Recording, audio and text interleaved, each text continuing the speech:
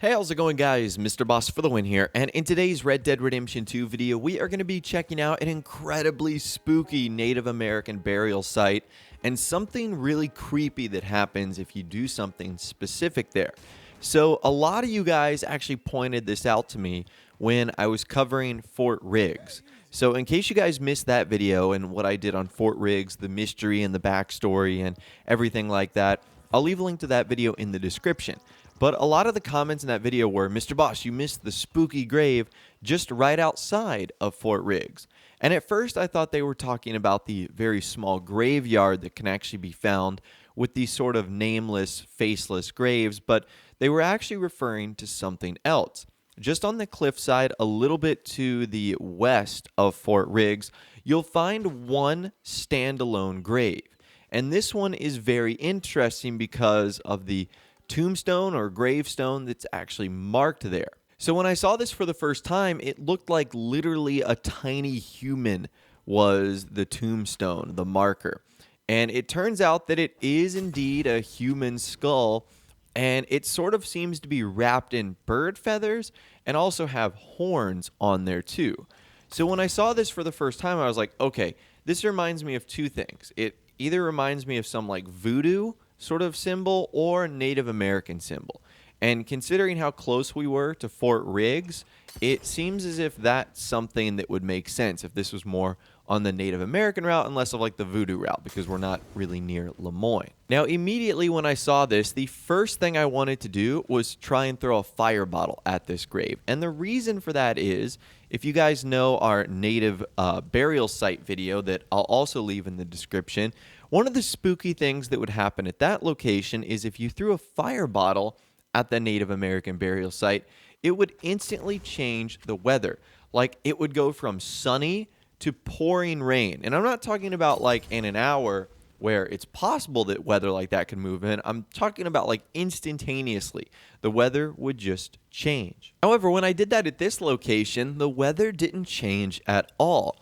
Only two things occurred. The first thing is that I lost honor, but that's not unique to this grave. That happens every time you like mess with a grave site or something like that, you get negative honor.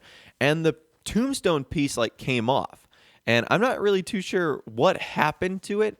We'll actually take a better look at this a little bit later on, but because I lit it on fire, it became completely charred. But again, you guys can see a little bit of a better view there. So I was wondering why the weather did not change when I started throwing fire bottles at this burial site. Because if it was truly related to the Native American burial site that we took a look at earlier, that wouldn't it make sense that the exact same thing would happen? So that's what I set out to do. I wanted to go back and revisit the Native American burial site just to make sure that I wasn't going crazy. So that's exactly where we went to, the Native American burial site. And you can see this is the first time I visited because I still have the stone hatchet in the center and I still have yet to inspect the site.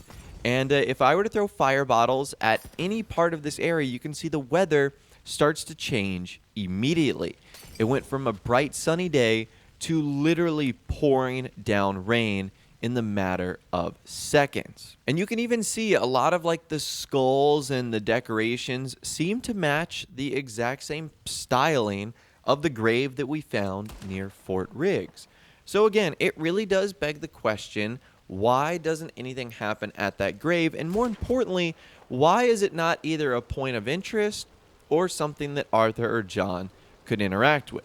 So here's my theory. I think that there was something bigger that was supposed to happen at Fort Riggs. So as I'm sure many of you guys know, especially if you watched my video on Fort Riggs, you can actually run across a camper who will tell you all about the fort.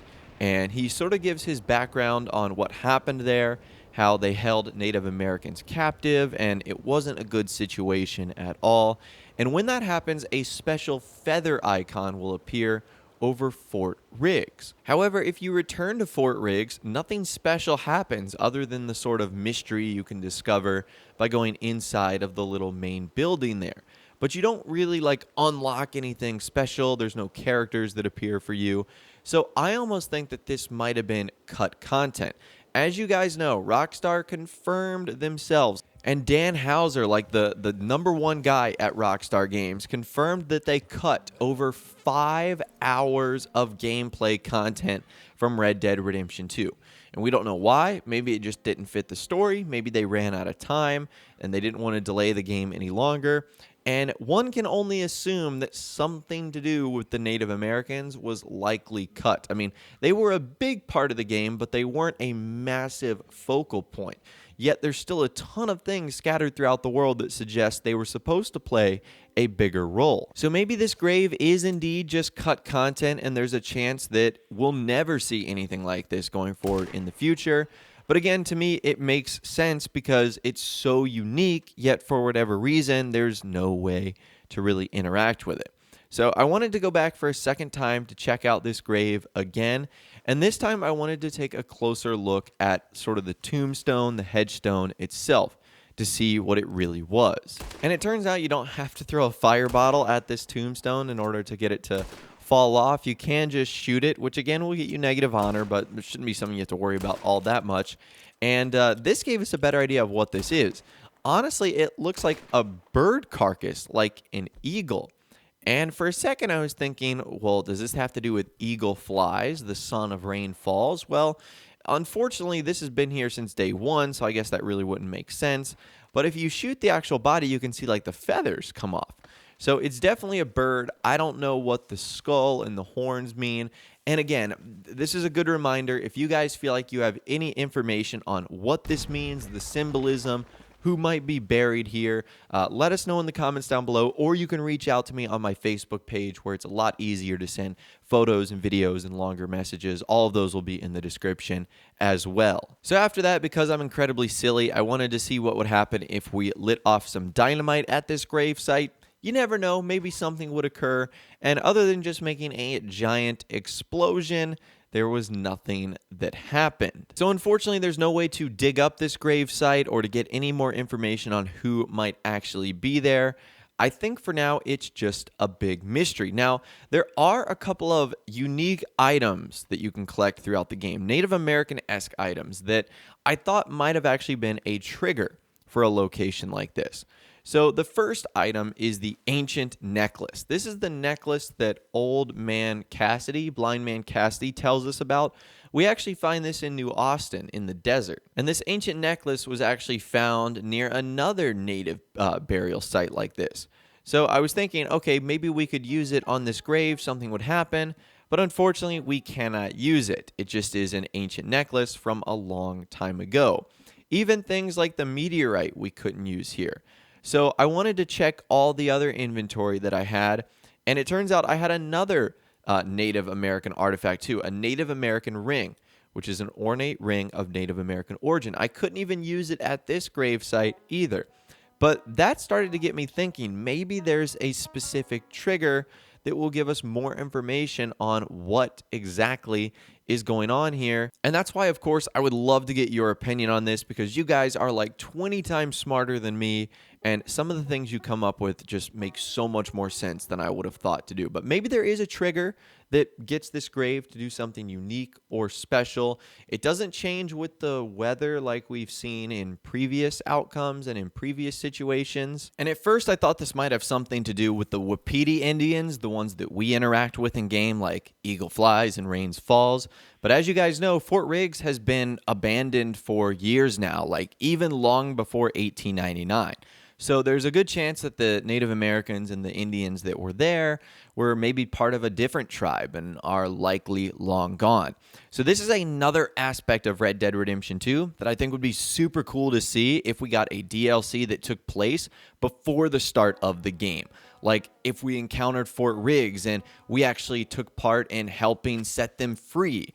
That would be so cool. So that is just yet another reason why I would love for Rockstar to dive into the prequel of Red Dead Redemption 2 and the life in the gang before the Blackwater Massacre and maybe in like 1896, 97, 98.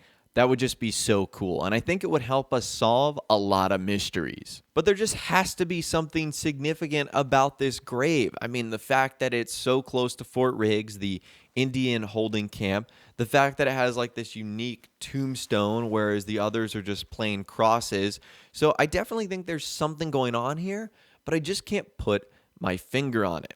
So as always, I'd love to hear from you guys in the comments down below. Let me know what you think about this spooky Native American gravesite in Red Dead Redemption 2.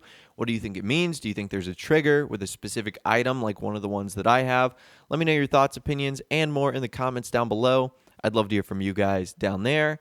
If you did go on to enjoy this video, though, a like rating would, of course, be awesome. And subscribe to my YouTube channel if you are new or you like daily Red Dead Redemption 2 videos like this. With all the way, guys, like I said, thanks so much for watching. Take care, and I'll see you guys in the next video.